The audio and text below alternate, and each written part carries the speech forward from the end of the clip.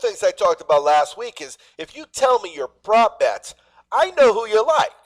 So give me a top 2, 3. Give me what you got. What do you think? Okay, so there's a couple of them. So let's see. So I'm going to be a Tyreek Hill, longest reception, over 29 and a half. We all seen what he did to the Bucs when they met, previously a couple of weeks ago. That's at minus 110, so that's pretty decent. Patrick Mahomes the longest throw, 41 and a half yards. I'm going to be on that, so you can kind of tell where I'm kind of going with this already, right? Well, I love that prop because that's a prop that could both hit on the same play. Yeah, you can get that in the first play. Who knows what's going to happen? There was also one that I seen. There was a pass interference over 19 and a half yards. I hate using the word lock, but I almost feel like that's a lock. I think with the way these two teams pass the ball and how they both throw it down the field, I would almost do that. There was another one, failed point after attempt. You're actually getting plus money on this, plus 180. So if they miss a kick, if they don't get the extra point at the end, you're getting plus money on that. And then I'm going to move over to a couple MVPs that I got that I think have some value. I think Kelce at 8-1 still has some value. And then I'm going to throw in a couple long shots. McCole Hardman, he's getting 60-1. I'm going to throw a couple bucks on that. And then on the other side, just in case, I like Evans at 35-1 too. I think you're getting some good value on that. Obviously, when you start talking, 60-1 and a 35-1, you can lay a couple bucks down and hope you get lucky on that. Yeah, we talk about it all the time. You know what? 40-1 plays they don't have to have a high winning percentage to have a return on your investment. But you made a point about that. You said you're going to put a couple bucks on it. Are you betting mobile or are you going into the casino? I'm going to bet mobile. I'm not going to go into the casino. I was already there at the casino earlier today, and the line was already out of control. If you haven't been to a sports book, I would even say starting on Friday, the line is going to be out of control, especially now, social distancing rules. So the wait's even longer. I'm doing everything on my phone. Way easier just to do it on my phone. That way I don't have to deal with the lines and the hassle of dealing with all that. So mobile's the way to go. Yeah, well, the reason I asked, if I went into the sports book, what is there a minimum? Can I bet $2 on, whatever the number is? I believe, let me see what it is. I have this. This is one. I got the book earlier. This is kind of a shortened version, but this is still probably about a good, eight pages altogether. Some places do have minimums. Some are 2, some are 5. So you can put, I think most of them are $2.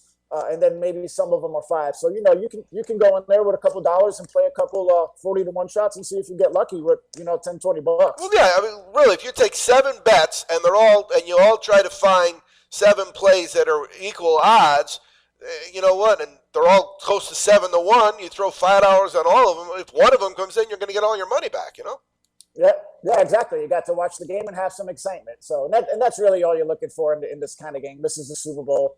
This is where you want to have fun and enjoy the game and enjoy the two teams, All right, before we head over to Blackhawk West and talk about some of his props, let's do an update here. John, do you have an update on the basketball game? Yeah, actually, Ohio State started scoring, so they're actually up. By one. It's 71-70 right now. So they erased an 11-point deficit in a matter of 6-7 minutes there. So that was a big turnaround for Ohio State. Yeah. So that on that bet, I don't have a shot of winning that bet actually because I got under 81. They've got already 30. So yeah, that one's not looking good. How about the Blackhawk West? How about that hockey? Well, Dallas, we're still alive at the over 2.5 for the game. Columbus is up 3-1, and same thing on the Montreal. Montreal's down 3-1, so we're getting dogged right now. Well, no, but on that Montreal, Montreal and Dallas, they can both pop off goals real quick. Well, and the bet that I have is that second period over. So I got one of those goals. I got one of them. You need one goal, and it don't matter who gives it to me. It doesn't That's matter. it. Everybody participation trophy. Yeah, that's what it comes down You to. just got to hit the back of the net. That's all you got to Yeah. do. All right. So Black Hawk West props. What I asked John was, do you do them? Do you talk about them when you give out your information on the your network that you're on? Do you play them? Talk to me. So I play the props and I give the plays out to my members too, but I approach it as a business. So no Gatorade color, no minutes to sing the anthem, no who does the MVP thank. I don't. How do you not bet God? Who doesn't bet God? Well, I backed off of the game action on this because I would really be upset with myself if the Chiefs won and didn't cover and I couldn't celebrate because I had an investment. So, but the prop bets that I'm advising is the anytime scorer. And so I took Kelce and Hill and threw them out the window because it's minus 165. I always talk even betting all across the board, and you're trying to play for the record. So I got 9 plays on different players, and if 3 of them hit, that ends up paying as if we went 6-3 on the whole deal. I like Antonio Brown. I like Miller for Tampa. I like Gronkowski for Tampa. We're talking plus 250, plus 275, plus 300. Patrick Mahomes loves running the ball inside the 30s. I hit him for a plus 550 last year when he ran for a touchdown. So I really like those plays. And then the other play I really like is I found some value within what I think is a good play. If you take, will there be a defensive or special teams touchdown scored? It pays plus 200 if you bet on anybody. But if you take both teams and bet them, Kansas City does it and Tampa does it, you bet them individually, one pays plus 375, the other plays plus 450. So I bet them individually. Anybody does it, it's a profit on both. And if they both do it, that's even better. But the other one, I like Sherman. Plus 1,800, and that's the fullback. And in the first meeting of these games, the Chiefs really struggled to run the ball. They controlled the time of possession. They were under 80 yards rushing the ball. So when they hit the goal line, they might be looking for some oddball. And they might hand it to Sherman and let him just muscle in. They've handed the ball to Kelce in the red zone. So plus 1,800, that pays for the whole lot. The Chiefs' red zone playbook looks like something from the Harlem Globetrotters playbook. It really does.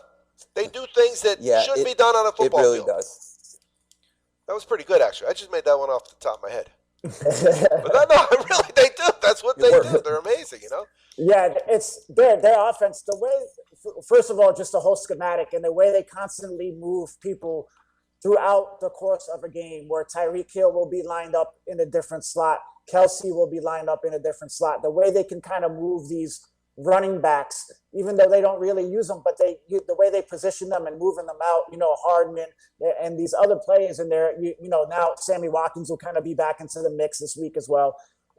So yeah, it's just watching them is really, really fun to watch, how they just really move around, and how, first of all, how Patrick Mahomes is able to just work the whole schematic of that offense. So it's going to be tough for Tampa Bay, I think, defensively.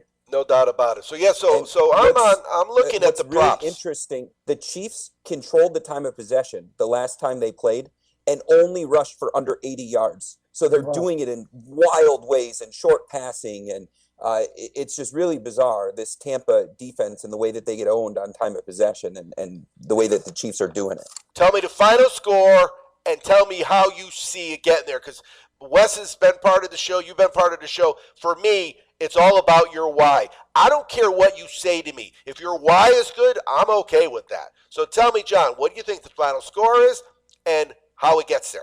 I think it's going to be close. I have KC winning. I would probably put them in that 32 range, and I have Tampa Bay probably from that 24 to 27 range. The reason why I have KC winning is the defense. I don't think Tampa Bay is going to be able to do enough to hold them defensively. We've seen, obviously, when they played a couple weeks ago, and we've seen what happened versus the Browns, and then obviously versus Buffalo.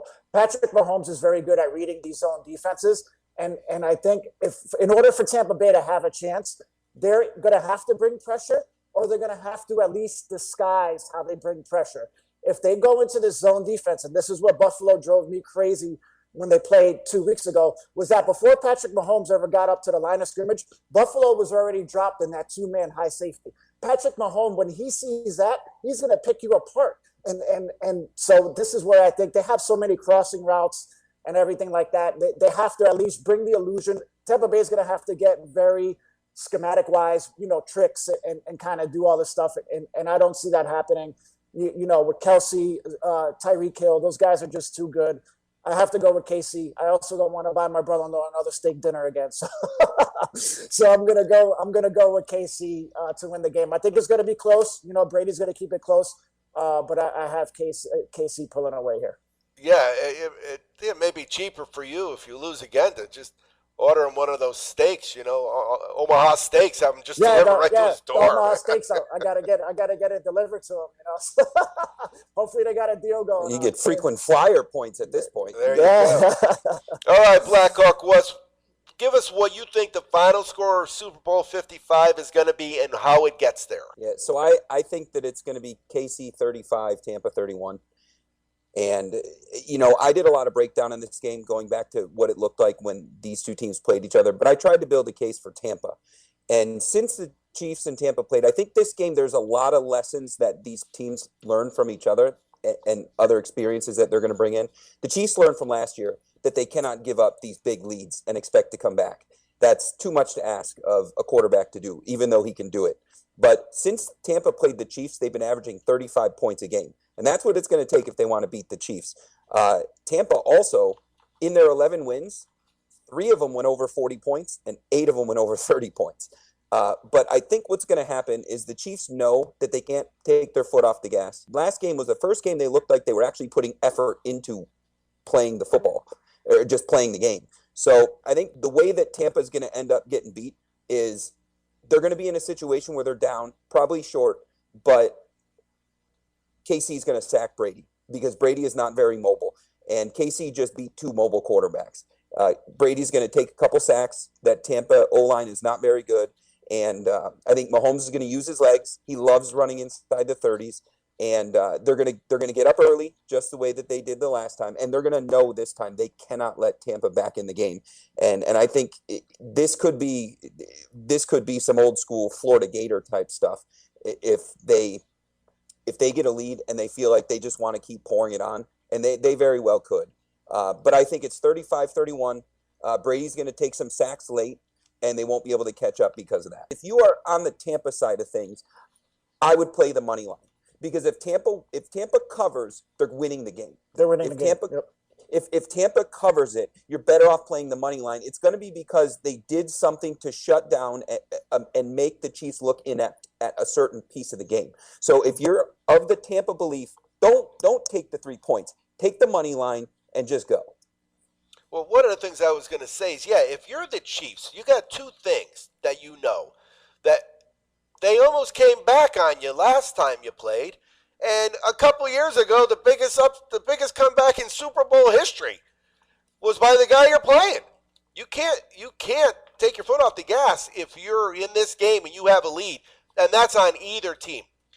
The one thing that I use, and it's done very well for me so far, is that Easy Sports Data program where we use colors and letters and numbers to simplify handicapping. I really should try to come up with something for the horse racing, because reading that horse racing form is so difficult. But the one thing that jumped out at me, and I talked about it when they played Green Bay, and I talked about it the week before, and now it's up to 10. And that means in the last 10 straight games, nobody has scored 28 points on Tampa. Not a team, not an organization, not a quarterback, nobody. They've given up 27 a handful of times, but nobody scored 28. So that was one of the reasons why I went with the money line on when I first started doing my plays for my what I call my Super Bowl layover program. Now I haven't done layover. My mother, God rest, she's back in Connecticut. I don't think she watches, but she's 84 now, 85. She used to do layover. Layover was a big deal. I mean, I'm old, but when I was a kid, layover was a big deal. They'd pick out the presents, and then they'd come up with the money by Christmas. What I did is I picked out my presents, and I came up with the money before the Super Bowl. So it's going to be for me, if what Wes said is the final score, it's going to be for me Christmas in February, because I'm cashing 14 tickets.